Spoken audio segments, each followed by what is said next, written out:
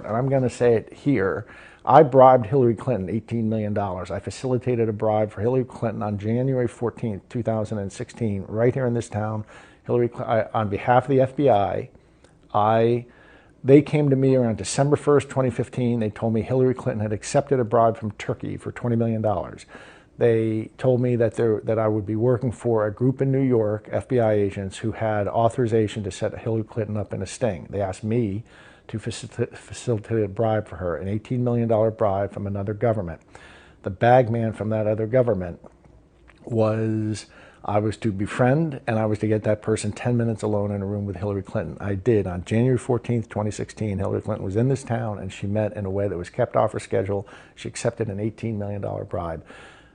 But General Barr knows this. This is the Durham. They know this was what is behind it all. And I'll even tell you, I'm going to drop one more thing. I've been waiting to say this publicly, and this is what really happened. I will tell you, if you hear this and you give me 90 seconds, your viewers will understand what's happened in the last 5 years in America. I've been waiting to say this on mainstream TV, and they will not have me back, because once they understood what this was about. I had Hillary Clinton, I caused Hillary Clinton, I facilitated a bribe, and she took a second bribe for $18 million. And I worked with the FBI as I did that. They're deeply involved in this. They came to me 3 days later and told me I had to forget about it and forget that it ever happened. And I said, what are you talking about? And they gave me one excuse. They said, Hillary's going to win, and it's been determined, it's been decided upstairs, nothing's going to be able to stop that now. So she's going to win, and she's going to send her people over to the FBI and ask who was part of investigating Hillary, and any of us who were part of it are going to be destroyed, and that includes you too, Patrick. And so this mission has been scrubbed from the highest level. And I thought about that, and I said, yes, sir, and I came, but 2 or 3 weeks later, I was back with 3 federal agents this time. 3 federal agents, and I let them know that wasn't sitting, and this is in Salt Lake City, Utah, and that wasn't sitting well with me, and I'd like to know why. We had almost a year before the election. They could have had me and another person in front of a grand jury in a week and gotten her indicted.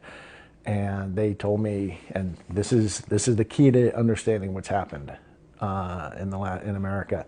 They told me, this is word for word, Patrick, what's really going on is this. President Obama has his people across the federal bureaucracy at this point, but especially the Department of Justice. Hillary Clinton is going to be president for 8 years, and nothing's going to change that. But think of there being a Bunsen burner within the Department of Justice. That evidence about the 2 bribes you were part of gathering is going to be sitting on the Bunsen burner. And the hand on the Bunsen burner is going to be one of Barack Obama's people. If Hillary's a good girl and defends Obamacare, that flame stays low. If she's a bad girl and thinks for herself, it's going to get turned up high. That way, Barack Obama is going to manage Hillary Clinton for the 8 years she's president, and then she's going to step down, and Michelle's going to run. And Patrick, that's the plan. That came out of the lips of a federal agent. It was confirmed to me this spring. The Durham investigation that plan was called the Operation Snow Globe. That was Brendan Obama's name for it. Snow Globe, they were trying to get Hillary to step into a snow globe. I'm looking for a prop. A snow globe that anytime they wanted, they could then pick up and shake for 8 years. My bribe was the bait to get her to step into the snow globe. That's all from it. This isn't a theory. I'm the guy in the room. I'm acknowledging I took part in all this, and I thought I was helping them conduct federal law enforcement. It turned out that I was helping them set up Hillary Clinton for a deep state to control her. And that's why, and I came in public a year ago with some pictures that showed me with this Russian redhead, Maria Butina, lovely woman, that said, and so I'm saying this entire thing, this last 5 years, has been a coup. It was from Obama against Hillary, that when Trump won in a fluke, it got morphed into the Russian collusion delusion. And I say that as the guy they had romancing Maria and bribing Hillary Clinton. So I'm about as involved in this as you can get, and I promise you that's exactly what happened. And what we're seeing here is the last act play out. I was the last act play out. And the reason I mentioned that I knew in October 2018 that this was going to happen was because in 2018 I was offered, a federal agent came to tell me, Patrick, you need to understand there are billionaires walking around this world that we made, and we're prepared to do the same for you. You just have to stay calm. You just have to stay quiet through the election. And by that election, I knew he meant 2020 election. So I've known that they were going to hijack this election since October of 2018. Does the Federal Bureau of Investigation and other departments need to be completely detonated, dismantled? Well, I think what you need to do is, there was a guy, the CEO of, I forget if it was Allstate or State Farm, decades ago. It was based in, which one of those is based in Chicago, do you know? State Farm is Chicago. State Farm then. They had a big headquarters filled with 10,000 people, bureaucracy. And the CEO bought a cornfield a couple hundred miles away, and he built a building for 500 people, and he started moving people to it, and until he got a new mini headquarters, and then he just shut off the original one. That's, sometimes bureaucracies get so big and so bad, that's the only way to fix them. The way to fix them is to hit them in the head, is to start again and build an alternative, and then just shoot them in the head. The bureaucracy in the head, and I think that's the only way that's going to be to fix our FBI, our beloved FBI. I have such respect. I grew up with this, revering the FBI, and I still revere, the men and women in it up to the mid-level.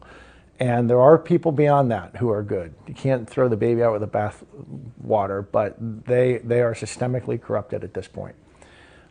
So that story I just told you is absolutely the truth. There was a bribe from Turkey, a $20 million bribe in the fall of 2015 to Hillary, and then they had me arrange another bribe for $18 million from a different government, which I'm not disclosing the name of that other government.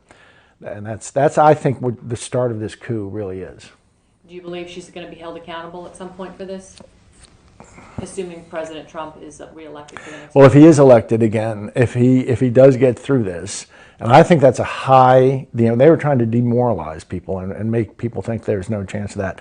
I think there's a high it's quite a conceivable outcome to me that he is the president on January 21st. And again, I'm not saying that as a guy who voted for him. I'm saying it as a guy who cares about the country, and I do not want to see it hijacked. If we go down on this, if we go down to this assassin's maze, it's our last free election.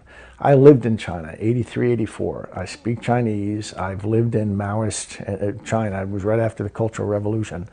And that's what's coming for us. And I think this is our last real election. We'll have, this stuff was built in Venezuela so that Hugo Chavez could get through the referendum of '03. And that's the basic architecture of the software of Smartmatic. And it has now become the core of two of the major commercial systems offered for sale in the United States. And Venezuela hasn't really had an honest election in 20 years. People are starving, and the government still wins its election. It's because it's all crooked. The software that lets them do that is the software that's in the heart of our systems. If we bend a knee to this, it could be 1,000 years of darkness, and the world knows that. People don't understand, and because it's fashionable maybe not to, to be anti-American or not to love your country. They don't understand how the world looks to us. And if we bend a knee to this, it's a darkness comes over the world, and we don't know if it'll be 1,000 years before it's lifted.